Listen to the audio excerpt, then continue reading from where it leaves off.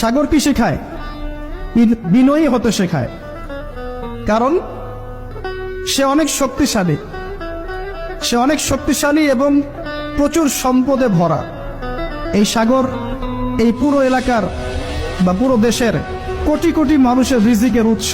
এই সাগর, তার ভিতরে আল্লাহ রিজিক আছে, সম্পদ আছে। অনেক সম্পদে পরিপূর্ণ থাকার পরেও সাগর খুব শান্ত, তার মধ্যে খুব উদ্ধত অহংকারী আচরণ দেখা যায়। ঠিক আল্লাহর জ্ঞানী মানুষরা সমুদ্রের মতো হয়, তাদের ভিতরে অনেক জ্ঞান থাকে, কিন্তু তারপরেও তারা শান্ত থাকে, বিনয়ী থাকে। যাদের ভিতরে সম্পদ কম তাদের লাফালাফি বেশি।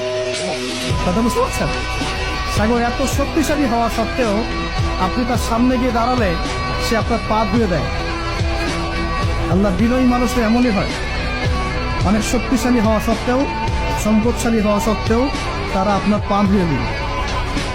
অনেক শেখার আছে।